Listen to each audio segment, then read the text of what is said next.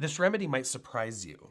And I kind of chose it specifically because it's an herb that is not commonly thought of as an herb for fever, but I really like it and I've used it a lot and I find it to be very, very helpful. And that is Black Cohosh, Cimicifuga racemosa or Actea racemosa. I believe that's the more proper Latin name now, though I was taught Cimicifuga and my brain gets a little stuck there. But this is not just a woman's remedy. It's very common for people to think Black Cohosh, women's medicine. Yeah, it is, but it does a whole bunch of other stuff that's not just for women. So, nor is Black Cohosh necessarily a quote unquote estrogenic herb. That's one of the ways it's commonly thought of, or was commonly thought of. I'm not sure if a lot of people are still teaching it that way, but it was for a long time thought that this was like a phytoestrogen, and it doesn't appear to actually function that way. But we're not talking about women's health right now. We're talking about diaphoretic. So the main thing about Black Cohosh is that this is a spasmolytic. So it is, generally speaking, used for what in Chinese medicine we would refer to as wind conditions. Ayurveda we would refer to as excess vata. Or in Western herbalism, we would refer to it as an antispasmodic, right? It's being used for tension, constriction, spasm of smooth muscle, of skeletal muscle. It's nervine, mildly sedative, so it's going to calm the nervous system down. And that really gives us a key into what type of diaphoretic is, right? Which is that it's a relaxant diaphoretic.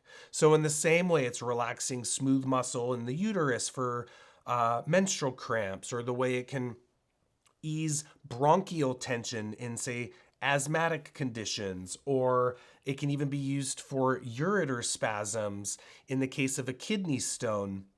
Black Cohosh is also going to relax the smooth muscles that surround the arterioles, the capillaries, opening everything up on the surface to relieve that internal heat.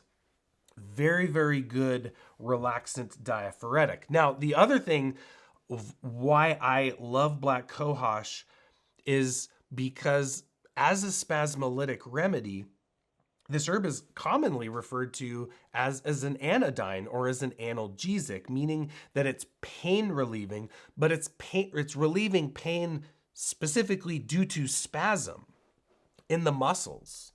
Now, that can be applied to fever, because what's one of the main symptoms when people have a very high fever is pain, right? Your muscles get really achy, your bones can hurt. There's a variety of reasons that happens in a fever, but Black Cohosh is very specific for fever with tension and achy muscles. Very, very good. It's going to relax that musculoskeletal tension, help with some of the pain. It's mildly, it's nervine, mildly sedative. So it's, again, very nice for disrupted sleep due to fever, right? It can be very nice there. And the other thing that I really like it for here is headaches.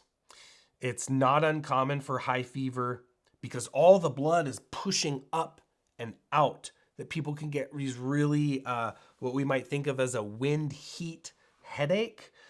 There's wind because there's constriction and tension, and heat because all the blood is up in the head, all the blood's pushing up, right? So you'll see red face, maybe even red bloodshot eyes. The head feels hot. The head feels like it's exploding outwards. Black Cohosh, being a cooling remedy, being a relaxant, can help relax all that constriction, relax the blood vessels, and really help to ease the headache that can accompany a fever. I got really sick right around my birthday, actually, this year.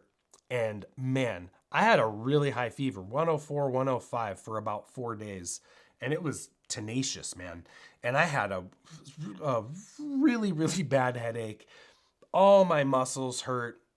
My bones hurt, my head hurt, I couldn't sleep. It was rough. And I was doing a lot of my like standard diaphoretic stuff. And you know, we're all our own worst herbalists, right? It's really hard to diagnose yourself. It's hard to select the right remedies for yourself, especially when you feel like crap. And so I'd kind of Black Cohosh had kind of slipped my mind until one evening I was laying and I was suffering. I was feeling really bad, and I just kind of I prayed, like, please show me the remedy. And it was Black Cohosh. Just kind of popped into my head. It's like, oh, Black Cohosh. And we didn't have any of the bulk herb for making a decoction of it, but I did have some tincture. So I put some of the tincture in hot water, knocked it down, laid down, and just paid attention. And I could literally just feel everything open. I could feel my pores open. I could feel, it was like everything was just like cramped down and stuck. And the vital force wasn't moving. I could feel it stuck in my head. I could feel it stuck in my muscles. I could feel everything just was stuck. And then everything's just relaxed and opened up. And the headache went away. The muscles relaxed. I got calm and I fell right asleep. And that was the turning point for my fever. I woke up the next morning, still feeling like garbage, but way better than I had been feeling. So Black Cohosh, very, very good remedy. I don't really recommend this herb for kids. It's pretty strong. It tastes acrid, bitter and acrid. It's not a pleasant tasting herb.